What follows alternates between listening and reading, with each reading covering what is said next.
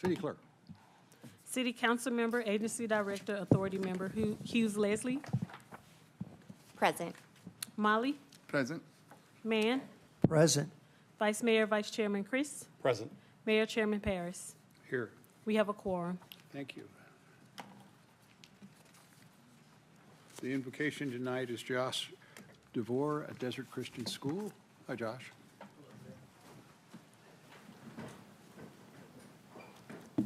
On behalf of Desert Christian and Grace Chapel, I just want to say thank you so much, City Council, for everything you do for us. And Ken, man, you've been so kind to me. I appreciate everything you've done and your encouragement. So it's my privilege to pray for us tonight. Did you pay them? No.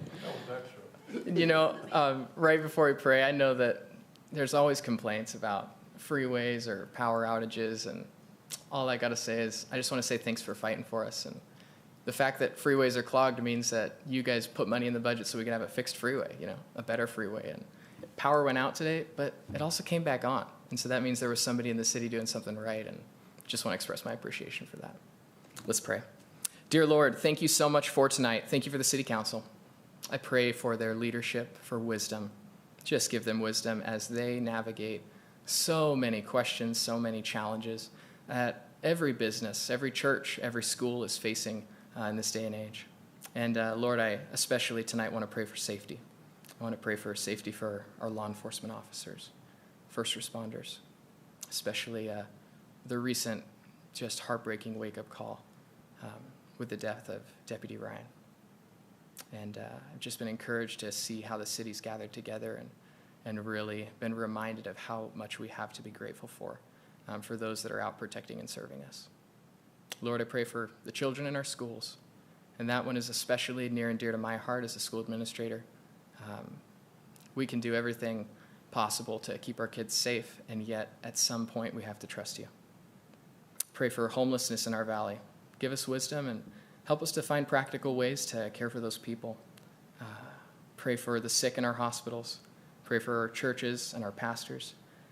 Lord, mostly I want to pray for leaders throughout the entire Antelope Valley.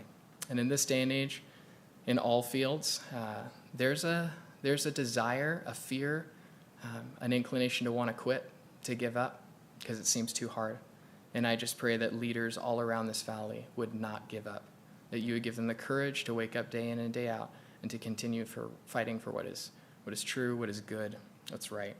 And Lord, I know that citizens have a right to stand up and share what they feel is best for our city. But I pray that in doing that, we would do it with gentleness and respect. And Lord, I pray that as we communicate, we would also be a source of an encouragement for our leaders in the valley. Lastly, I want to pray for unity and a blessing over everyone here. In Numbers chapter 6, verse 24 says, "The Lord bless you and keep you. The Lord make his face to shine upon you and be gracious to you. The Lord lift up his countenance upon you and give you peace." In Jesus' name I pray. Amen. Thank you for your time. Yes.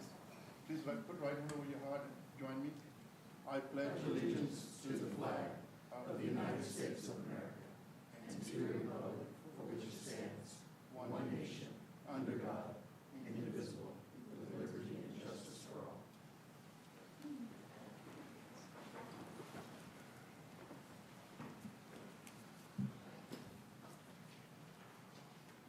Any items on the consent calendar to be removed?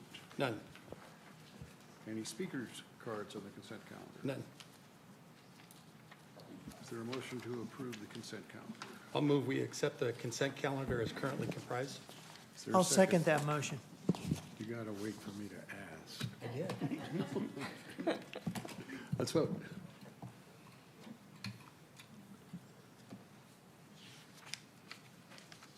And it passes unanimously.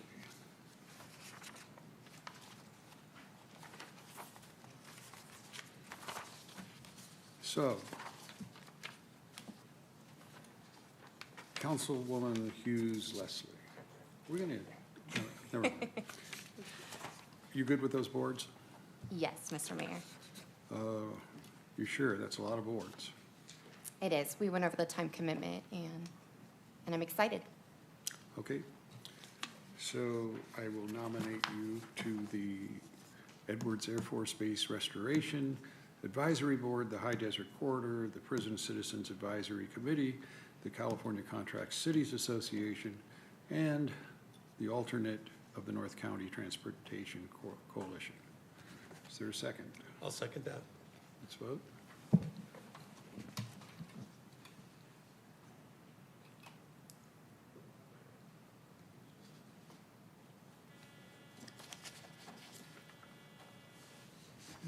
Am I allowed to vote for myself? Well, it just occurred to me that Absolutely. if you don't have enough confidence I in stand yourself to corrected. vote for- I like to go back and change my vote. I mean, I've been through this too. Let's have a vote out there. Should she have voted for herself? Yes. Who says she shouldn't have? Oh, she should have. I'd like to make a correction on the record. I didn't learn this in legal training. Okay. Wow, this is a fast meeting, isn't it? And CA2, do we want to join the action on the zero bail program? The legal action. Any thoughts? I don't think there's a question. Me either. It'd be crazy if we didn't. I'll make that motion. What motion? A motion to join on CA2. Is there a second? I second that. May I ask for an addition to the motion, and that is to authorize the waiver of a conflict of interest with regard to simultaneous representation of the 17 now members of the lawsuit, which are Whittier, the cities of Whittier, Arcadia, Artesia, Baldwin Park, Covina, Downey, Glendora, Industry, Laverne, Lakewood, Palmdale, San Dimas, Santa Fe Springs, Vernon, West Covina, and Beverly Hills. I'll amend my motion. I second that. Let's vote. It's unanimous. Council reports. You go first? Sure. We had a meeting, let's start with Caltrans. We had a meeting with Caltrans and about the freeways, about the communications with the freeways, about Caltrans not explaining to us the scope of what they're doing and how they're doing it. And for them to shut down 27 miles of freeway to work on one section of one side is just ridiculous. They should have done this in sections, and they should have had reach out to the cities. They didn't agree with me and Mr. Mann. They were justifying their position. So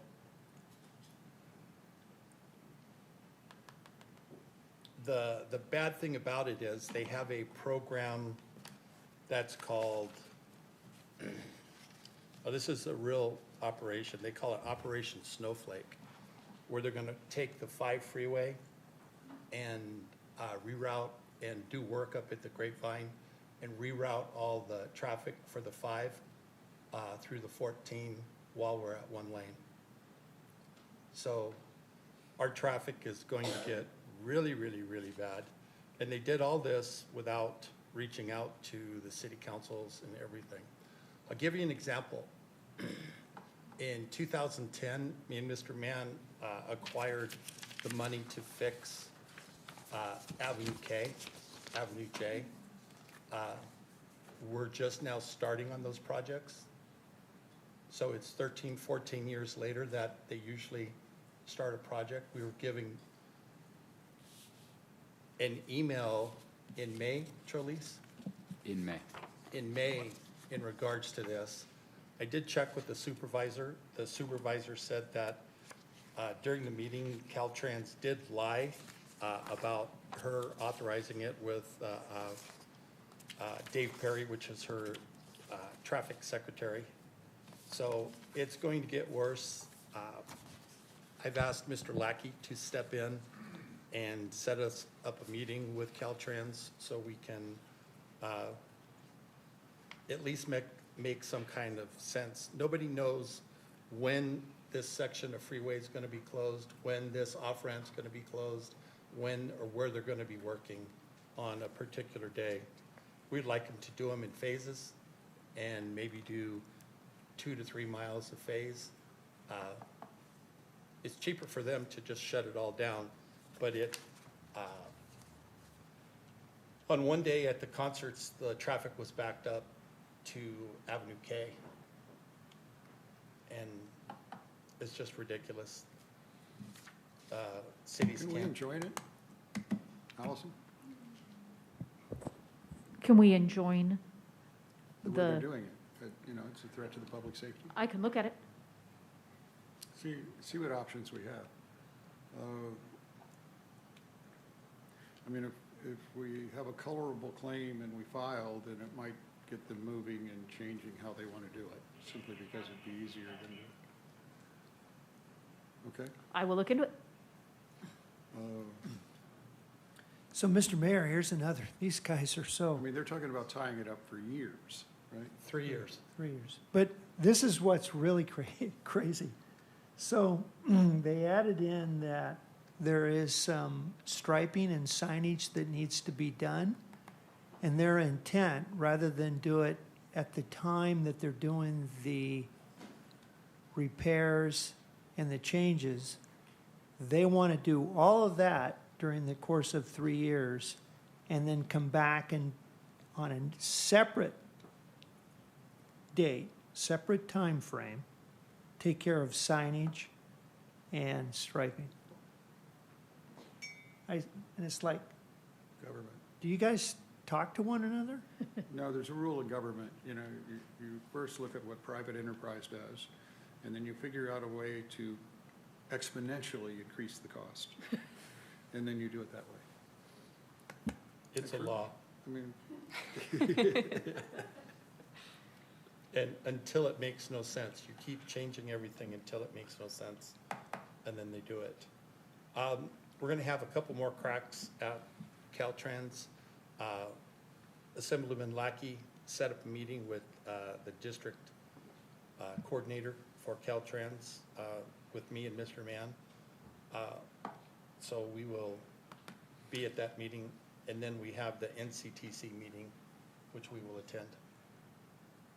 are we talking to our lobbyists about this at all? Don't everybody speak at once? I am not sure, but I will follow up on that too. Yeah, I mean, they might be able to do something quicker. We also might want to reach out to Mayor Bass's people. I mean, nobody's better connected than she is, at least with the Dems, okay? We need to I will do- follow up on all of those avenues. We can make a trade, you know, she's going to want something from us. We need to do something, because they haven't talked to Edwards Air Force Base, and 30,000 people go into there, and they're going to shut down from A to D of the freeway and make it a one-lane road for a long time. So it's gonna be extremely bad for those people. Now it's a national defense problem. Yep. If we ever get a Speaker of the House, All right, I'll look at all of those avenues. Thank you. okay, good, thank you. So on a positive note, so Why we are you had, guys always such Debbie Downers? You know, I come in, I'm happy, you know, lasts about 5 minutes. so we had the monthly SCAG meeting on Southern California Association of Governments. And the good news was the city of Lancaster received about 460,000 in grants. And then I approached the chairman at the close of the executive board to determine where the funding is, which would be about anywhere from $8 to $9 million for the city of Lancaster. Actually, the 191 cities that belong to SCAG actually should be benefactors. And this was from a federal grant 2 years ago. And I think I caught him off guard because the answer was, we're going to get back to you. And so we had a letter drafted and was sent off to the chairman. So my intention is to stay on that to make sure that we get our fair share. You know, it's just hard for me to believe anything good comes out of an organization named SCAG. I mean, think about it. The branding is all wrong. Yeah, they seem to be impressed with it, but I'd probably chose a different abbreviation. All right. I have some positive things to share. So first, I want to give a shout out to the Parks team as well as Metro for the Walk and Roll Fest. It was a great event. A bunch of people were out there on their skateboards, roller skates, their scooters. So good job to the Parks team. Additionally, a few of us had the opportunity to go to the League of California Cities. And as the new member, I thought it was very beneficial to network and connect with other council members and just partners in the agency. It was great. It was a good time. And then third, MetroLink just announced they restored services to pre-COVID conditions. So for our commuter population, that's great news for them. It'll offer a little bit more accessibility. However, I continue to work our concerns with regards to safety and homelessness. And then lastly, congratulations again to Quick Quack Car Wash for their grand opening. And I think we might have a video at the end for that. Yeah, we have a video. We can play it now, actually. All positive.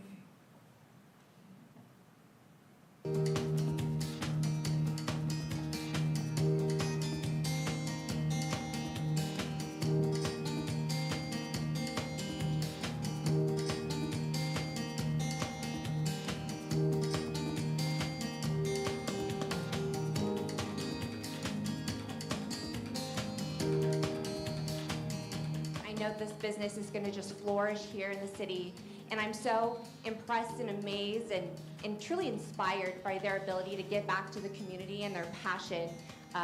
Like the owner said earlier, smart, kind, those are their mottos that they live by. Every employee embodies that, and I'm just so excited for them to be a part of our organization and here in the city. Just impressive when we heard that they have 200 units. That's impressive. And sounds like they have a really good, successful business model. And then giving back to the community, great idea.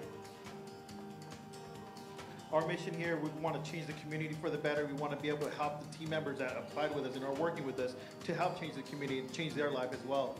And, by hiring those smart, kind of driven individuals, I think we'll be able to accomplish that. 1, 2, 3.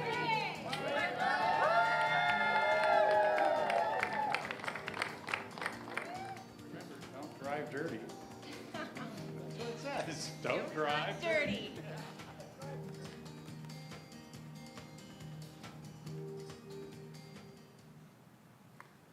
What was the name of that coffee vendor that was there? The local, I have it. The street company. the what? The street company. The Street Company? That was the best coffee. I mean, I'm a coffee fanatic. I've never tasted coffee that good. They're doing something magical to it. I mean, did you agree? It was really good, yes. Yeah, we're supposed to be getting it for the city now. Did we follow up with that? We're bringing it in now, yeah. Okay, good. Did you notice that the duck that was dressed up, the mascot, and Ken Mann weren't in the same picture? Did you notice our mascot wasn't I there? think the one was missing was Marvin. I believe I was there. The mayor was there, right? I'm not getting. Lauren was there. Okay. And the one that was missing was Marvin. Can we go back to MetroLink? Restored services, great for our commuters. So Is there a plan on MetroLink to make it safe? I mean, maybe we should outsource it. Maybe we should hire a gang to police the trains. What do you think? We're working through it. I mean, I'm happy to report back next time. I'm being facetious. I know. But, sometimes you got to be provocative to get LA to do anything. Why can't we just have some type of law enforcement on every train? That's the goal. good idea. Okay, so when are we going to do it? We have staff shortages everywhere. I guess we do, don't we? We do. Can we talk about the late night service? About the restored services as No, far the as. late night service that they're proposing for MetroLink. I think where that stems from is the opportunity to do more in LA and then to have a way to come back home. I haven't received all the data on that quite yet. I don't know if good things happen after a certain hour at night, and I don't know if I want that coming back to our city. I don't think the sheriff department wants it. No, they definitely don't want that. The fire department doesn't want it. You don't think it's a good idea to bring train loads full of drunk people back in the middle of the night? Have them What's get the their saying, cars and nothing drive good home? happens after, is it midnight or 2? No, I think it's a good Midnight. idea. Midnight? It gives better opportunities for our citizens to go and enjoy LA Festivities, stuff, but they have to fix their problems before agree. we allow that. I agree. I think we need to make that clear. I mean, I envision people going and watching a Dodgers game, but having a way to come back home safely. But I don't know if the trade-off is to allow all the other stuff to come with it if we don't have a proper plan in place. So that's where my concern lies. I want everyone to have fun and get home safe, but I think we need to figure out our other problems first. Okay. You know, the most distressing part of this job is the recognition that we allow 1% of the population, where 1% of the population impact our lives so incredibly. Like, we're sitting here saying why we can't have a train bringing people back from LA in the evening because of that 1%. Yeah. I can't tell you the number of calls I've been getting from senior citizens in these senior apartments because the homeless are living in their hallways, scaring them to death. That has to stop. I mean, Well, on another note, Mayor, at the California League of Cities, we sat through a presentation, and I think we came away with some great ideas and some approaches to potentially maybe address some of the things that you just shared. I'm tired of waiting. Aren't I, Rod? I want to start rounding up people who are violating the law. I want to round them up. I want them arrested. I want them incarcerated. The DA can let them out, but let them out down in LA. You know, it might just be a good way to transport them out of here. Isn't everybody fed up? I mean, You want me to share with you my altercation with a homeless person? if you want to. No. What time is it? Rear-ended me on Lancaster Boulevard this last week. In a car. What do you do? I was, Rear-ended him. yeah, homeless person. How does In a a- homeless person rear-end you in a car? You don't have a car. Motorhome, no registration, no tags, no insurance. When he stopped, two of his buddies jumped out of the, one headed running up the street, because I obviously called the sheriff. He went running up the street, and then his girlfriend disappeared as well. It's funny, and when the sheriff showed up,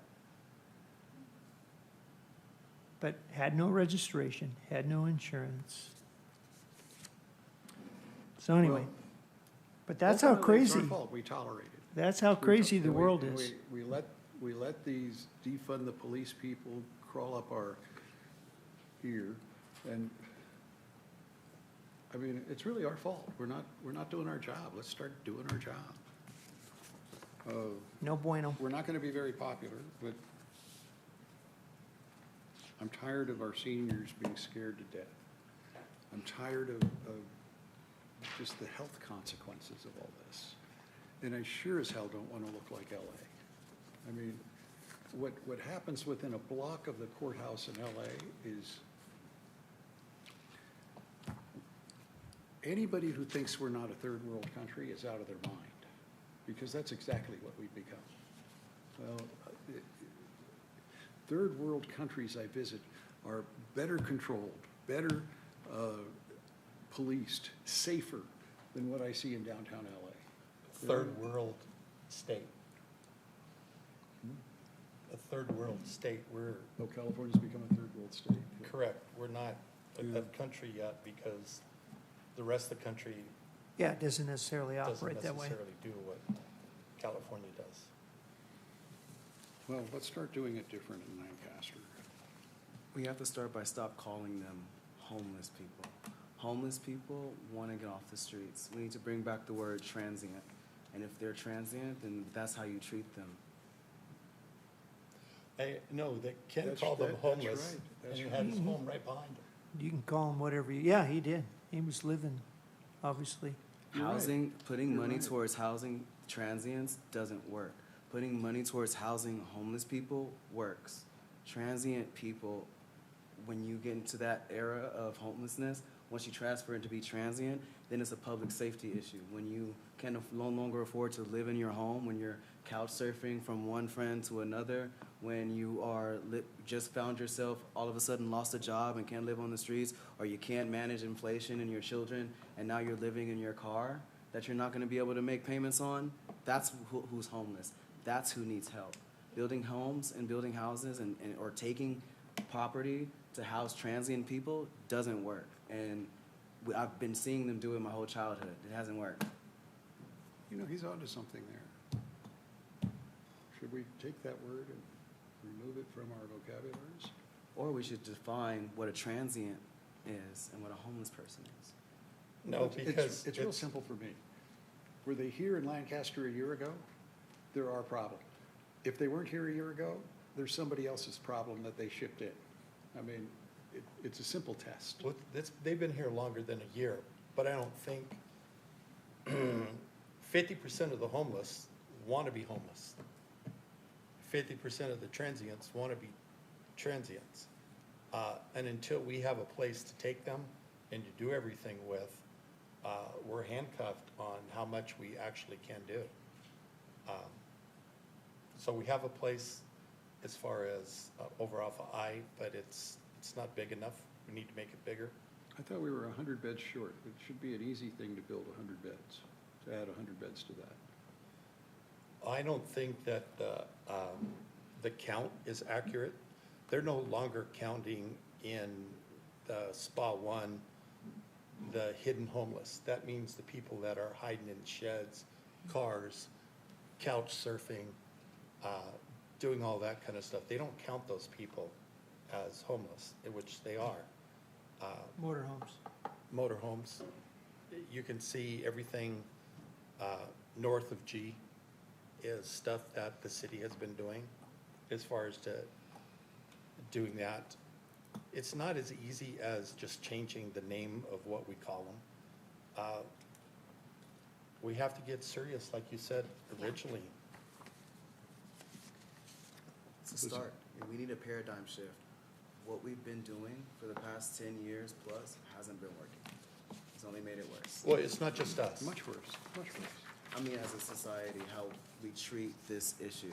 And I think that it does, a lot of the issue root causes are from other parts of the county. And I think that our backs are up against the wall over at the northern border of the county. And maybe it's time to get more aggressive and ask for our friends to help us over in the other parts of the county. Because like the mayor said, if we're dealing with folks that are not homeless, that are from here, but they got homeless in LA, but we're using our resources, that makes it hard for us to house the folks that go homeless right here in Lancaster. So we have to be smart about how we spend our money on this issue. And I'm happy with the allocation plan that the city has done with the American Rescue Plan funds and putting that towards the administration and the development of housing, and then making rental housing available for folks in certain industries that are, so they don't get homeless. That's how you treat this issue. It's a water main break, not a pipe leak. So we need the rest of the county to step up. They're not coming. Been here a long time. They never come. It's like hoping Santa Claus shows up. He ain't coming. All right. We're working on it though, right, Rod? Good. When are we fully manned? January 1st. So we're progressing well. We're having our policies developed right now through Lexipol. We provided HR with the job descriptions for every position we're going to hire, so we should be putting the officers out here probably in the next 30 days or so. And I'm excited to tell you, I got people calling. I had a guy call me from San Diego the other day who's interested. So I had a homicide, LAPD homicide cop call me the other day. So we got some real experienced individuals that are itching to come over and help. Are we looking at those the testing? We have a meeting with him, I think it's happening on the 19th. Okay, good. Yes, sir. Where are we as far as putting the cameras throughout the city? How far along are we? So that one I'll have to get back to you on, sir. I know it's part of our plan, but we haven't moved forward on exactly how we're going to do that and what else we're going to bring. I know we're meeting with the ShotSpotter folks. Actually, we met with them already, and now we're going to look at, they want to give us a 6-month free trial at the ShotSpotter program, which I think would be fantastic, being able to identify where gunshots, effectively identify where gunshots occur. It's not just a benefit to the officers, but to possible victims who are down, so we can get to them. So it's another program we're looking at. And right where now. are we on the license plate readers? Are the city covered yet? The city is covered. Well, we've got the initial purchase of those. They are extremely effective, as I'm sure Lieutenant Bruner will tell you. I mean, their investigators are solving everything from murders to stolen cars. Those things are fantastic. Palmdale just, they're putting in 50 of them right now too. So I'm excited about how that's going to work in unison. We will probably be coming back to you to say, hey, let's look at if we can get some additional cameras for more coverage. But they are well worth the money. I want them everywhere. I don't want you to be able to commit a crime in this city and us not know who you are. You got it, sir. We will look into that because we'd be happy to put some more of those up. They are probably the best two we brought up in a while, wouldn't you say, Greg? Yeah. Okay. Get more of them. Yes, sir. I don't want to wait a year for them. You know, let's do whatever we got to do to approve it and get them installed, okay? Okay. We'll start working on that now. All right, good. Mayor, so I think Friday night we did the sunset soiree. Do we have a video on that? We have a video.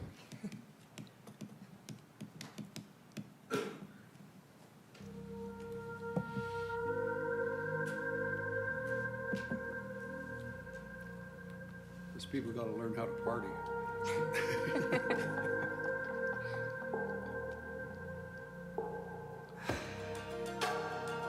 I really think of this project as one of ecological imagination, and my hope is that people will come away changed and inspired and excited to visit this enormous expanse of protected beauty that is so much a part of who we are, that we aren't separate from it. And I think that's part of why I scaled it the way I did, so that we can kind of consider our own interdependence and to consider all different types of intelligences that surround us.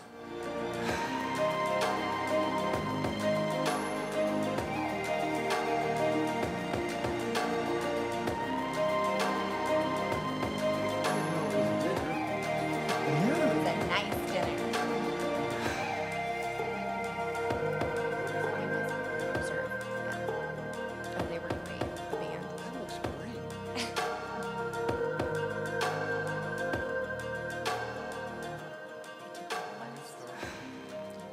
And the reason why we're holding our phones up is there's an app, and Nancy, the creator of, so you download an app to your phone, and you hold it up, and I don't know if I can explain it right, maybe Lauren can help me. It's a augmented reality. So There you similar to like Pokemon Go, it's geolocated. So throughout the preserve, it'll make things come to life. So trees will be there, you can hear the birds and the sound of the wind. It's really cool. It was cool. Yeah, I thought it was very cool. Yeah. And Joshua trees. So if you Right. held it like over a Joshua tree, the Joshua tree would actually come alive and move. birds fly through. It was pretty neat. Mr. Mann volunteered to help the seniors download the app during their walks out there. You don't think we don't know how to download an app? He made the joke because he needed help. I actually had to get help from Nancy. But it worked pretty quick after It did. we had loaded it. Any others? We have two other videos too, if you wanted to introduce them, Rex. We have the soccer team video and then Bark at the Park. Sure.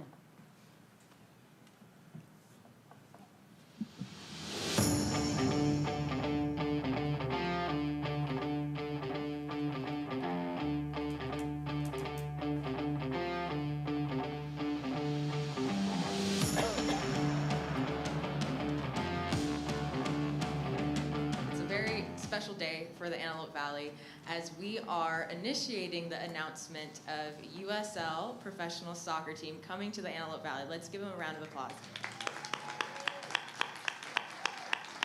John, I'm so appreciative over on the other side of what it will bring with not only the program, but I also think it's going to bring some valuable dollars to the city of Lancaster and Antelope Valley. Our partnership with the United Soccer League is more than just bringing professional soccer to our city.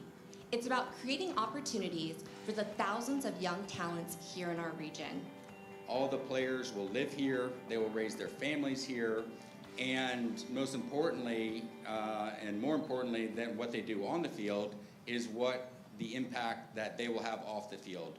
The United Soccer League is the largest professional soccer organization in North America, with amateur and professional men's and women's clubs in 200 communities across the country.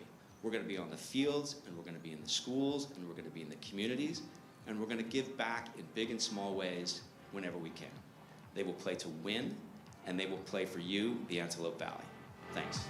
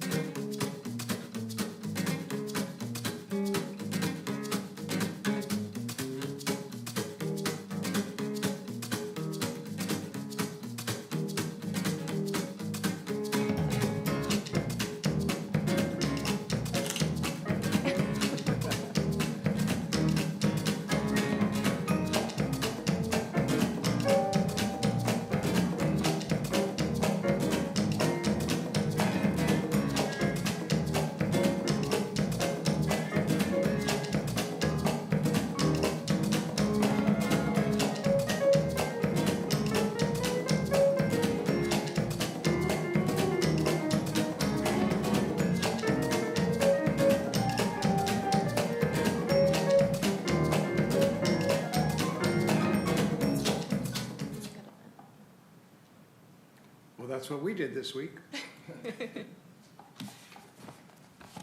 Okay. City Clerk. Oh, do you have any announcements? We have a few more announcements, yes. Okay, I'm sorry. So first, I'll cede the time over to Rod. Rod has a couple of good announcements from the Public Safety Department. Yes, sir. I'm happy to tell you that we received another grant. We got our CHP state grant. It's a cannabis tax grant program, $282,000. That's going to allow us to address impaired driving. We've got a plan where we're going to be able to address the three driving groups: young, middle, older, and we're going to engage the public through social media, news outlets, banners and billboards, and through social events. And our plan is to use the testimonial of victims, offenders, as well as officers who've had to deal with these issues. So we're excited about that. We need it. We've got some driving issues, and we've unfortunately had some fatalities that are related to alcohol. So we're excited about that. The other thing I want to tell you is since our last council meeting, you may have seen we addressed illegal unlicensed elderly care homes in the city. We went to 3 different locations and shut them down. It's really horrific to see what they're doing, but basically, they should not be operating, and these folks are treated horribly. One of the locations, I went in and witnessed myself where they had 2 individuals in a room with a bathroom next door that worked, but it was boarded up so they couldn't get in there.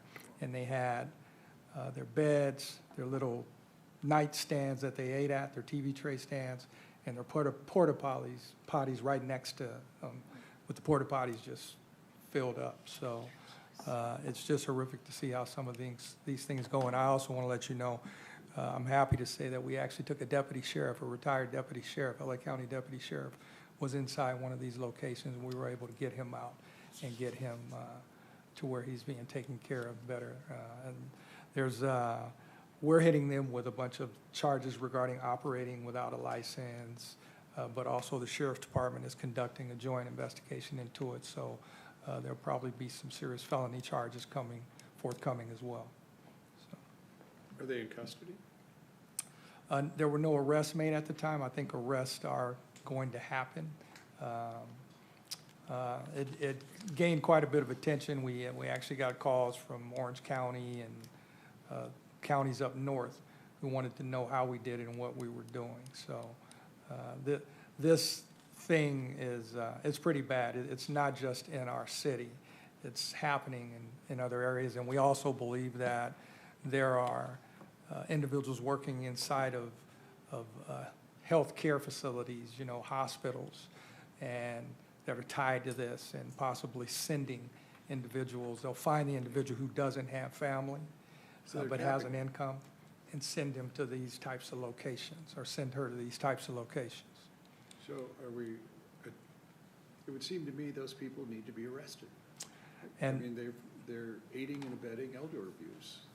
And they definitely will. At the time of our investigation, when we went in and closed those places down, there was additional investigation that needed to happen, but out of necessity and concern for the elderly in those places, we said, let's go now and at least shut them down. So, but the Sheriff's Department is working hard at it now. In fact, they have their Special Victims Bureau, right? The Special Victims Bureau, I think it is, which are skilled investigators and things like this, working on that right now. Okay. Good job. Thank you, sir. And then, as you can see from the videos, we are in the middle of event season, and our parks team has been cranking away and putting in a lot of hard work, so hats off to them. But in that vein, we are coming up on a lot more events. So coming up here, October 21st, we're going to have the Haunt at the Hangar, which is our annual Halloween event that we do there. We get about 3,000 to 5,000 people out there, so that's exciting news. And then we'll have our Fields of Drafts Saturday, November 4th.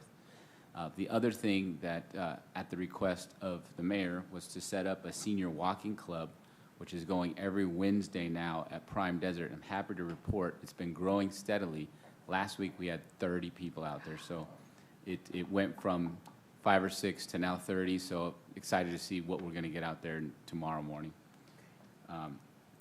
And then we also have a chili cook-off coming up this Thursday at the Western Motel, so if you want to go taste some delicious chili, get yourself over there on Thursday evening.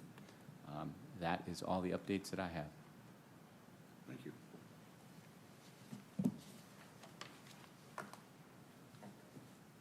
This is the time to address the City Council Agency Authority on non-agendized matters.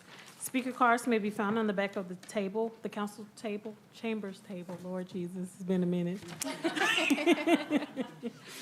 Let's start that over. Speaker cards may be found on the back table of the council chambers. If you have completed a speaker card, please ensure that you have placed it in the basket so that you may be recognized. Individual speakers are limited to 3 minutes each. Please keep in mind, state law prohibits the City Council from acting on items not on the agenda, and your matter may be referred to the city manager. Thank you. David Paul.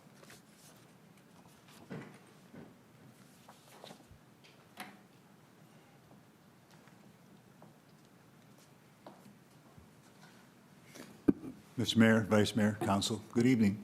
A lot of thoughts about this night's meeting. This is probably in the basket of things you shouldn't say, but technology, I had to go to Palmdale twice last week, and Google routed me down 10th Street West and 30th Street West, and it was about 10 minutes to get there. So the city needs to consider the extra traffic on our roads in addition to what else we're going to do with them. The homeless thing, I recently stuck my nose back into our local homeless coalition, and it was pretty depressing because things still stay the same. And they have a saying, homes and homelessness, and it's really that simple. And then the other thought I had, Mayor, I watched this Netflix movie. I didn't think I would like it, but I hung in there. And it's called The Machine, and it's a story about a guy when he was in college. He got sent to Moscow on a scholarship and learned something about Russia, and he had to go back there, and he was recounting his memories. But back then, you could get an advisor that was with the Russian mafia to help guide you through, but when they got on the transit system, it was completely different because it was a completely separate gang that ran the transit system. So they maintained order on the trains, but it's beyond the scope of normal law. So I agree with you, though. Things are going to get to the point where we have to take care of some of these things ourselves.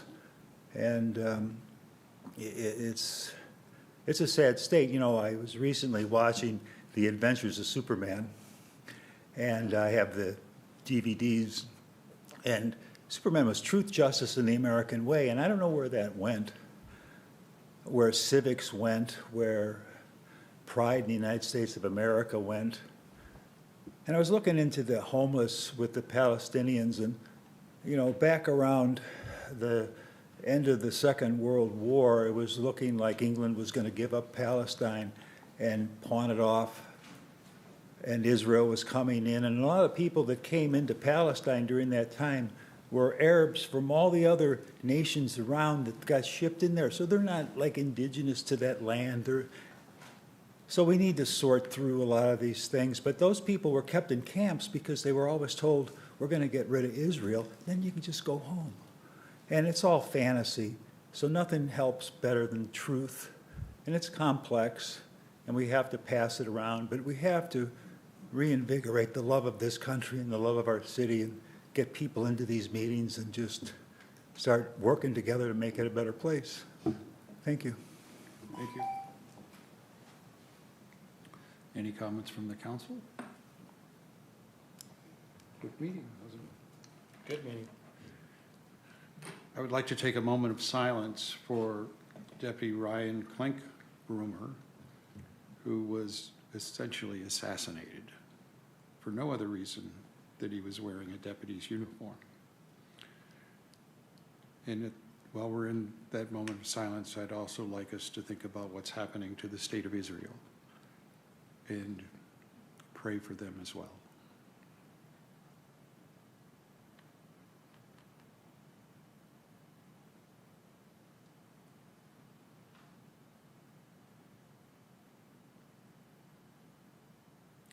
Thank you. The next meeting is Tuesday, October 24, 2023 at 5 p.m. This meeting is adjourned. Carol, my day is done and I'm coming home.